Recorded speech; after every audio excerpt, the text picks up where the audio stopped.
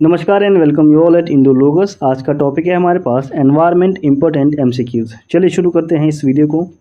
पहला क्वेश्चन है, the environment protection act of India was enacted इन। तो ये आया था आपका 1986 के अंदर। बी आपका करेक्ट आंसर है। और इसको ये अभी हाल ही में देखोगे तो पूरे भारत में लागू है। यहाँ पे देखिए एनवायरमेंटल लॉज हैं हमारे पास इंडिया में, कौन कौन से हैं वो यहाँ पे इनके बारे में डायरेक्ट क्वेश्चन बनता है, अगर बनता है तो। वाइल्ड लाइफ प्रोटेक्शन एक्ट है हमारा 1972 का। वाटर कन्वेंशन एक्ट हमारा, वाटर पॉल्यूशन एक्ट भी इसको आप कह सकते हो, 1974 है। उसके बाद आता है हमारा फॉरेस्ट एक्ट, ये है 1980 का। एयर पॉल्यूशन एक्ट है 1981 के अंदर। और एनवायरनमेंट प्रोटेक्शन एक्ट जो हमने देखा वो तो है ये हमारे पास 86 में। और बायोलॉजिकल डाइवर्सिटी एक्ट ये 2002 का है। नेशनल ग्रीन ट्रिब्यूनल एनजीटी के नाम से इसको हम जानते हैं, 2010 में बना था। और कंपनसेटरी एफॉरेस्टेशन फंड एक्ट है ये, ठीक है, ये बना था आपका 2016 के अंदर। नेक्स्ट देखिए क्या है, व्हाट इज़ ब्लू कार्बन। तो ब्लू कार्बन क्या है, ये आपका पूछा हुआ क्वेश्चन है यूपीएससी के अंदर। ब्लू कार्बन होता है आपका आपके ओशन और कोस्टल इकोसिस्टम के अंदर जितना भी हम कार्बन कैप्चर करते हैं वो ब्लू कार्बन के अंदर आता है।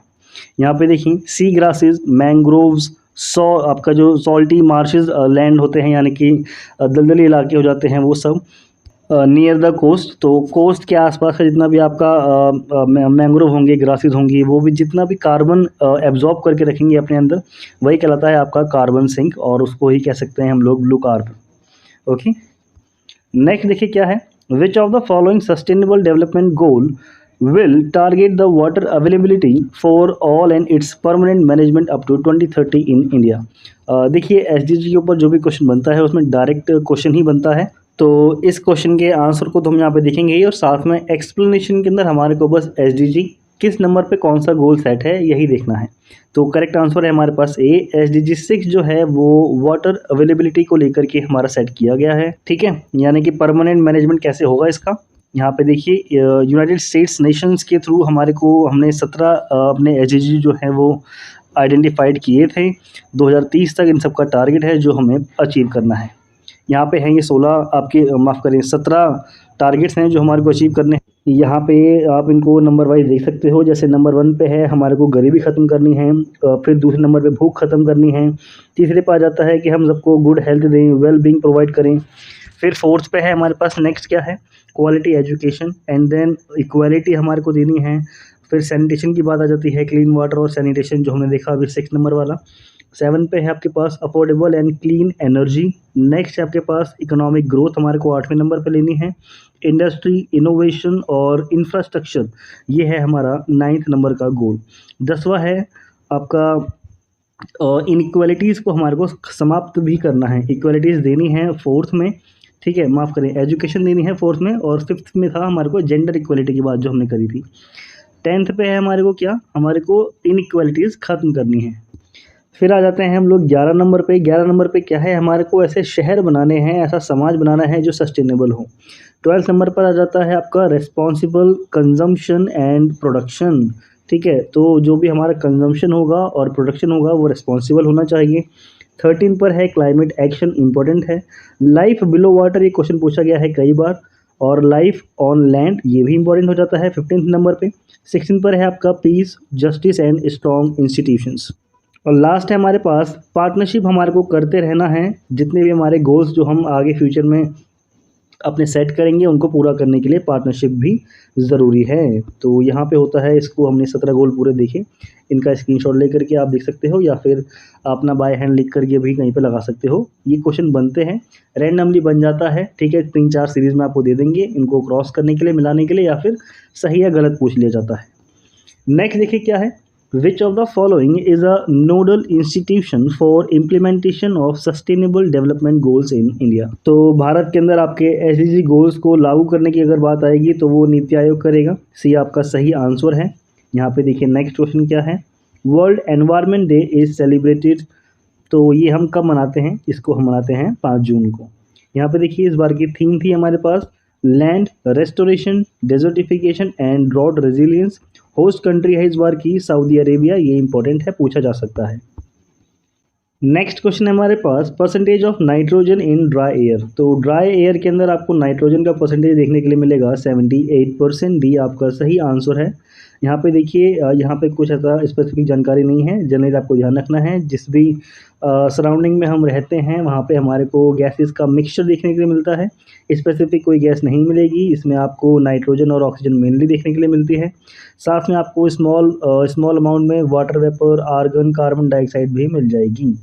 ओके, नेक्स्ट यहाँ पे ये पूरी लिस्टिंग दे दी गई है और ये वाली जो गैस है इसको लेके कई बार क्वेश्चन बनता है। थर्ड लार्जेस्ट जो गैस है आपकी वो कौन सी है एटमॉस्फेयर के अंदर, तो वो है आपकी आर्गन। ओके, ऑक्सीजन आती है सेकंड नंबर पे, इसका परसेंटेज याद रखिएगा 20.95% ये देखने के लिए हमें मिलती है।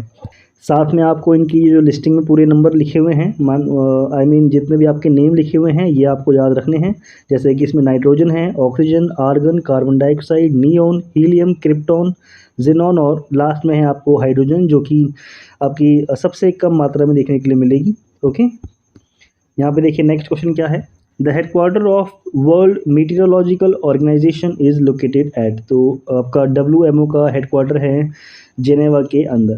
ठीक है, इंटरनेशनल मीटरोलॉजिकल ऑर्गेनाइजेशन, इसकी स्थापना हुई थी आपकी 1873 के अंदर। WMO ये इसकी एक तरह से ये स्पेशलाइजेशन एजेंसी है आपकी मौसम विज्ञान को लेकर के। ठीक है, और ये बनाई गई थी आपकी यूनाइटेड नेशंस के द्वारा 17 मार्च 1951 के अंदर। ठीक है, मौसम विज्ञान को लेकर के ही स्पेसिफिक इनका वर्क होता है, काफ़ी डीप वर्क करते हैं ये लोग, और 1951 में बन करके तैयार हुआ था। ठीक है, तो ध्यान रखिएगा यूनाइटेड नेशन का पार्ट बना था 1951 के अंदर, और इसकी खोज की बात करोगे तो यानी कि इसने काम करना शुरुआत कर दी थी आपकी 1873 के अंदर। नेक्स्ट देखते हैं क्या है, where is the headquarter of united nations environment programme, तो UNEP का हेडक्वार्टर है आपका नैरोबी के अंदर। यहाँ पे देखिए 1972 में इसकी शुरुआत हुई थी, इस्टेब्लिशमेंट की बात करेंगे तो, और इसके एग्जीक्यूटिव डायरेक्टर हैं आपके इंगर एंडरसन। ओके, यहाँ पे कुछ ऑर्गेनाइजेशन हैं और उनके हेडक्वार्टर जनरली क्वेश्चन पूछे जाते हैं। इंटरनेशनल रिन्यूएबल एनर्जी एजेंसी का हेडक्वार्टर है आपका आबू धाबी UAE के अंदर। World wide fund for nature का है ग्लैंड स्विट्ज़रलैंड के अंदर। इंटरनेशनल यानी कि आपका IUCN, ये आपका पेड़ पौधों, जानवरों, फ्लोरा एंड फौना को लेकर के जानकारी रखता है आपकी। ठीक है, ग्लैंड स्विट्ज़रलैंड के अंदर ही इसका भी हेडक्वार्टर है। UNEP का नैरोबी केन्या, ये हमने देख लिया है। UNDRR यानी कि United Nations office of disaster risk reduction, ये है जिनेवा स्विट्ज़रलैंड के अंदर। UN हैबिटेट, ये है Nairobi Kenya. World food programme Rome Italy के अंदर इसका हेडक्वार्टर है। नेक्स्ट देखिए क्या है, NGT जो है ये भारत में कब लागू हुआ था, राष्ट्रीय हरित न्यायाधिकरण, तो अक्टूबर 2010 में इसकी शुरुआत देखने के लिए मिलती है। यहाँ पे देखते हैं इसकी एक्सप्लेनेशन क्या है। NGT के बारे में देखोगे तो इस्टेब्लिशमेंट हुआ था इसका 18 अक्टूबर 2010 को। एक एक्ट बनाया गया था आपका नेशनल ग्रीन ट्रिब्यूनल, 2010 का एक्ट था, और उसी के थ्रू इसकी जो है स्थापना कर दी गई थी।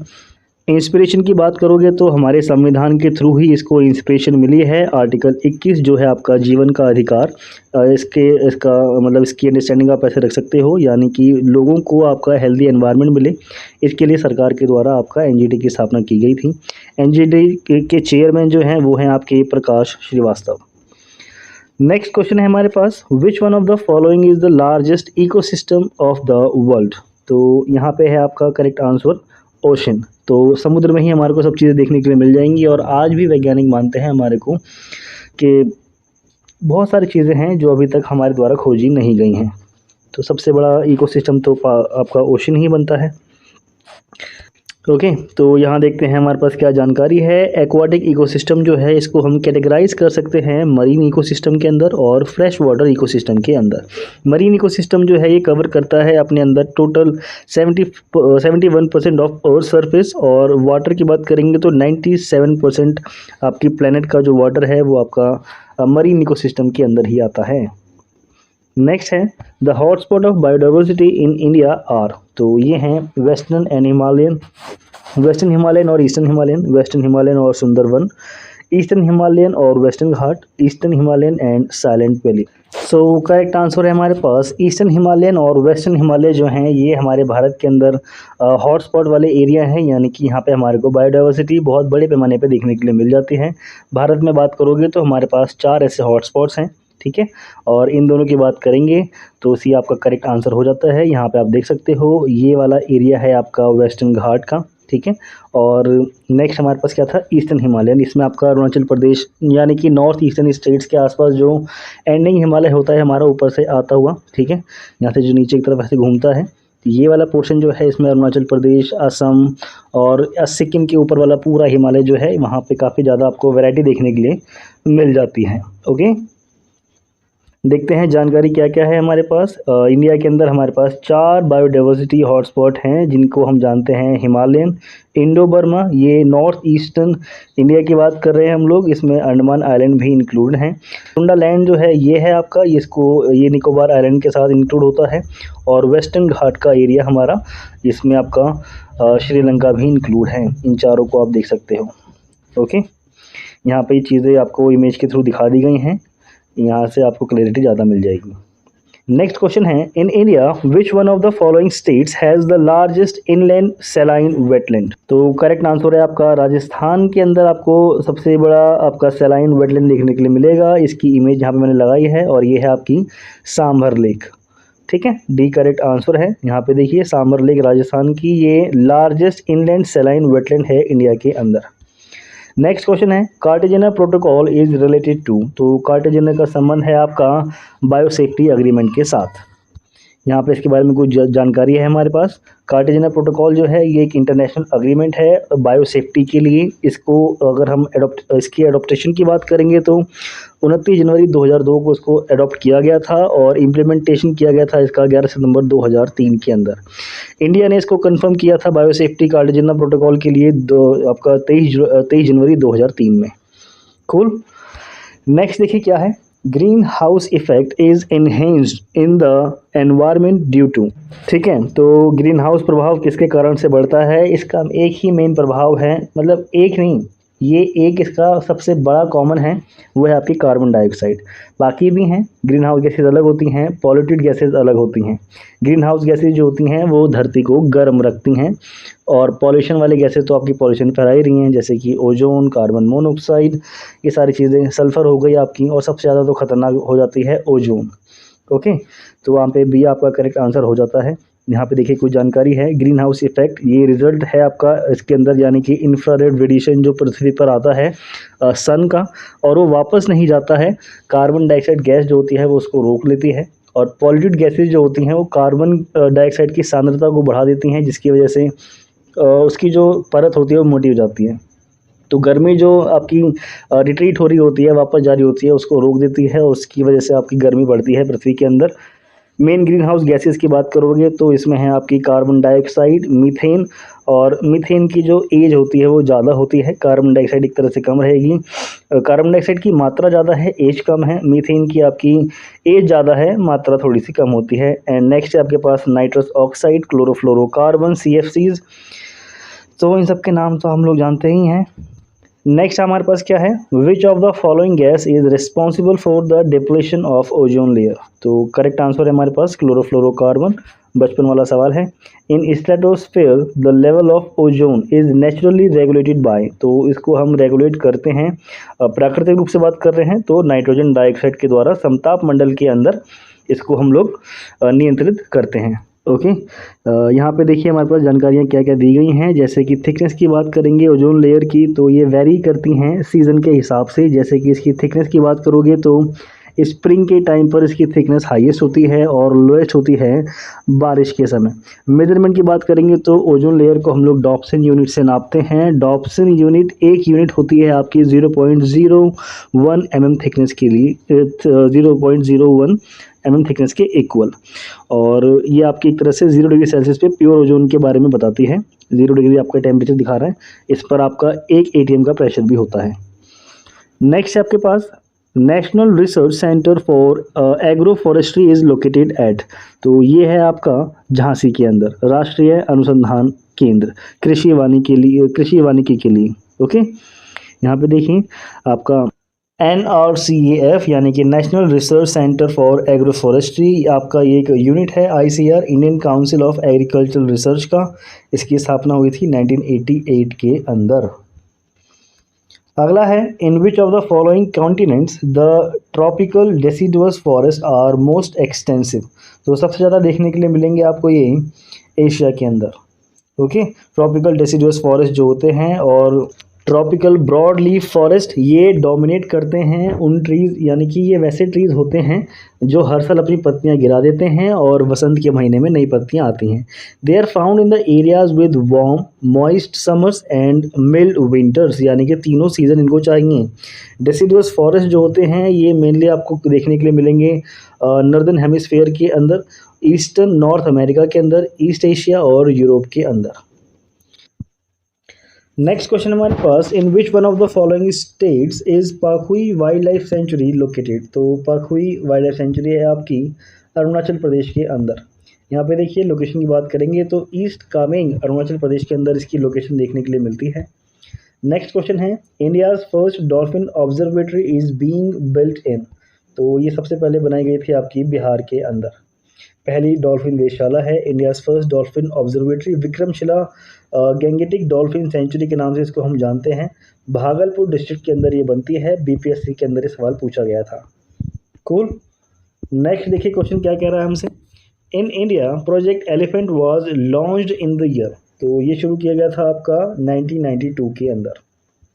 इसका एम था हमारे को एलिफेंट्स को प्रोटेक्ट करना था, उनके हैबिटेट के भी प्रोटेक्ट करना था और एड्रेस करना था मैन एनिमल जो कॉन्फ्लिक्ट होते थे, और साथ में ऐसे हाथियों की देखभाल करना जो कि एक तरह से मानव के साथ कार्य करते थे। जैसे कि आपने देखा होगा ना, गज यात्रा निकल रही है या कुछ और हो रहा है तो हाथियों को पाला जा रहा है सर्कस के लिए या फिर वैसे किसी भी चीज़ों के लिए।